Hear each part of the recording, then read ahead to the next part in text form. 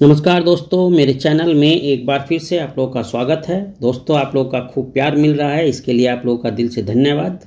आप लोग मेरे चैनल को देख रहे हैं, सब्सक्राइब कर रहे हैं, आपका तहे दिल से धन्यवाद। दोस्तों, मैंने पिछली वीडियो में आप लोगों को बताया था कि शुजाउद्दौला का जो कार्यकाल रहा अवध में, यानी अवध जो है एक स्वतंत्र राज्य बन गया था दिल्ली से, तो उसी सीरीज़ में मैंने आप लोगों को पिछली वीडियो में शुजाउद्दौला और उसके कार्यकाल के बारे में काफ़ी जानकारियां दी थी। इसी सीरीज़ में दोस्तों आज मैं स्टार्ट करूंगा बनारस की संधि। बनारस की संधि क्यों हुई, इसका क्या मतलब था और ये किस किस के बीच हुई, इस बारे में मैं आप लोगों को पूरी जानकारी दूंगा।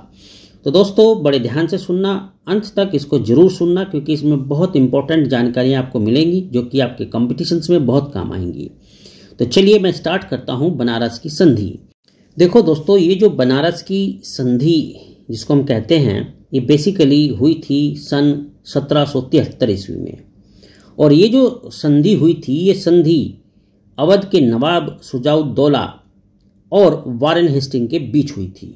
शुजाउद्दौला ये वही व्यक्ति हैं जो सूबेदार सफदरजंग की मृत्यु के बाद अवध की गद्दी पर बैठे थे और एक उनके यानी कि जो सूबेदार सफदरजंग थे उनके उत्तराधिकारी थे। तो अब ये जो संधि हुई नवाब शुजाउद्दौला और वारेन हेस्टिंग के बीच 1773 ईस्वी में, इस संधि के द्वारा जो प्रावधान बनाए गए वो ये थे कि जो इलाहाबाद और कड़ा के जिले थे, ठीक है, इलाहाबाद और कड़ा के जिले नवाब को 50 लाख रुपए में बेच दिए गए। ठीक है, तो पहला पॉइंट मैंने क्या बताया कि इलाहाबाद और कड़ा के जो जिले थे वो 50 लाख रुपए में नवाब को बेच दिए गए। और इसके अलावा भी जो और प्रोविजंस में थे वो क्या थे कि नवाब ने रोहिला के विरुद्ध कंपनी की सहायता का वचन दिया। ठीक है, दूसरा प्रोविजन कि जो नवाब था उसने कंपनी को वादा किया कि वो रोहेलों के विरुद्ध जो है कंपनी की सहायता करेंगे और इसके लिए नवाब को 40 लाख रुपए कंपनी को देने पड़ते थे।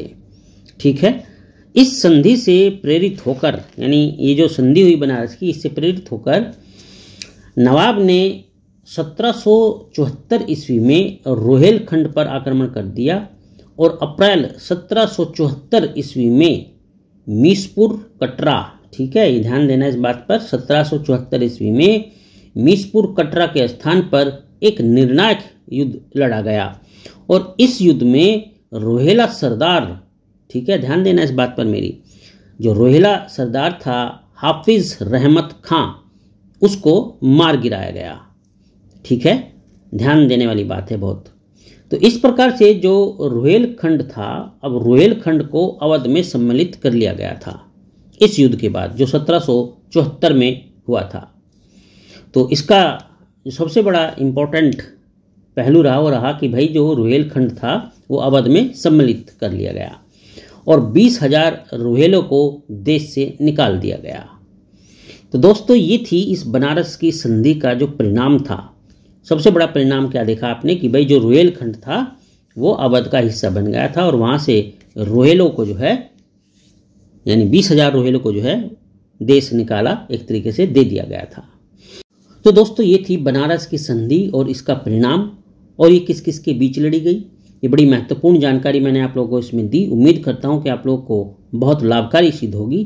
कमेंट करके जरूर बताना कि आपको कैसी लगी। चलिए, अपना ध्यान रखना।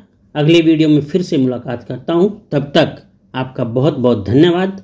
आपका दिन शुभ हो।